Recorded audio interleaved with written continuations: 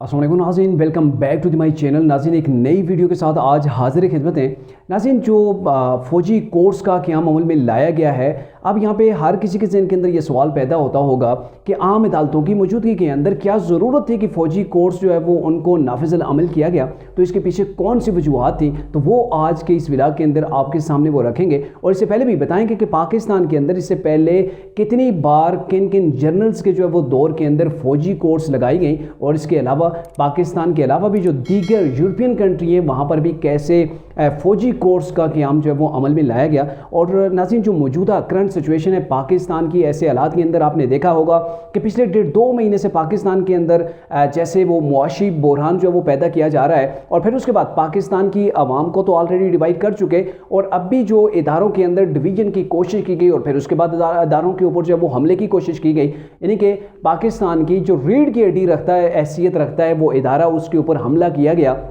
और फिर जब ऐसी सूरत हाल पाकिस्तान के अंदर पैदा हो गई, तो फिर आप भी जानते हैं कि जो हमारी जस्टिस सिस्टम है उसके अंदर कितनी खामियां हैं, कितना नाकिस है, कितना वो स्लो मोशन के अंदर चलता है। तो ऐसे मामलात के अंदर जब आपके मुल्क को, आपके इदारों को ख़तरा हो ऐसे लोगों से जो आपके अंदर ही रहने वाले हों, तो ऐसे हालात के अंदर नागुज़ीर हो जाता है कि फ़ौजी कोर्स जो है वो क़याम अमल लाई जाएँ, ताकि फौरी और फ्री जो है वो इंसाफ का सिस्टम जो है वो उसका बोलबाला हो सके। अभी से पहले ये तो अभी रिसेंटली बात हो रही है कि नई फ़ौजी अदालतों का क़याम हुआ है, जिसके अंदर 3 रावलपिंडी और 2 लाहौर के अंदर जिनको क़याम जो है वो उनका शुरू हो जाएगा, और उसके लिए वज़ारत दिफ़ा समरी भेजेगा, जो कैबिनेट से जो है उसे अप्रूवल मिलेगा। लेकिन अगर माजी की बात की जाए तो पाकिस्तान के अंदर जो पहला मार्शल लॉ 1953 में लगा था, उसके अंदर भी फ़ौजी अदालतों का क़याम अमल में लाया गया था। और उसके बाद अक्टूबर 1958 में जनरल अयूब खान ने जो मार्शल लॉ लगाया था, वो भी उन्होंने उस वक़्त पूरे पाकिस्तान के अंदर फ़ौजी अदालती निज़ाम जो है वो शुरू कर दिया था।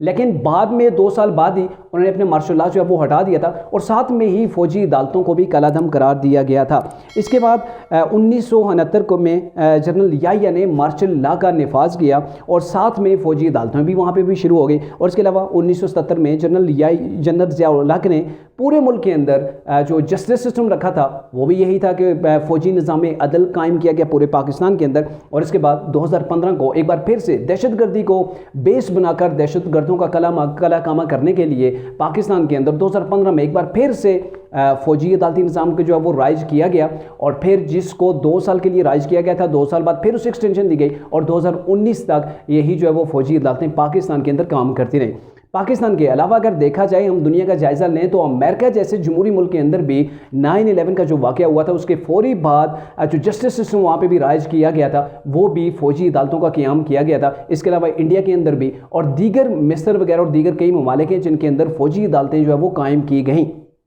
अब यहाँ पे बड़ा सवाल ये पैदा होता है कि पाकिस्तान की जो दीगर अदालतें हैं उनके ऊपर क्यों नहीं ट्रस्ट किया जा रहा, वो क्यों इंसाफ के सिस्टम में स्लो हैं। तो देखा गया कि पाकिस्तान के अंदर किसी भी मामले के अंदर अगर आप जस्टिस सिस्टम को देखें तो उसके अंदर इस कदर खामियाँ हैं कि इंसाफ मिलते मिलते कई दहाइयाँ गुजर जाती हैं। लेकिन जब मामला हो जाए इदारों का, पाकिस्तान की बका का मामला हो जाए, और पाकिस्तान के अंदर ही, आपकी आवाम के अंदर ही मुल्क दुश्मन मौजूद हों, तो ऐसे हालात के अंदर ये चीज़ नागुज़ीर हो जाती है कि फ़ौरी ऐसी अदालतों का क़याम किया जाए जो फ़ौरी तौर पर जो है वो इंसाफ मुहैया करें। अब मामला ये है कि दूसरी जो अदालतें हैं उसके अंदर जो है वो तारीख पे तारीख चलती है, वहाँ पे वकला आपस में बहस करते हैं, फिर एक से निकलता है दूसरे में अपील हो जाती है। और आपने देखा कैसे इमरान खान को जब उन्होंने सिर्फ एक केस के अंदर अपने लिए जो है वो ज़मानत तलब की, जो कि अलकादर ट्रस्ट का मामला था, लेकिन इमरान खान को 31 मई तक तमाम केसेस के अंदर, जिसके अंदर उन्होंने ज़मानत के लिए दरख्वास्त भी नहीं दी थी, सबके ऊपर जो है वो ज़मानत मिल गई। तो यही हाल है हमारी अदालतों का कि यहाँ पे जो चीज़ों को डिले किया जाता है, उसे खींचा जाता है, और यहाँ पे लोग भी प्रेशर, मतलब जो बड़ी पर्सनैलिटीज़ होती हैं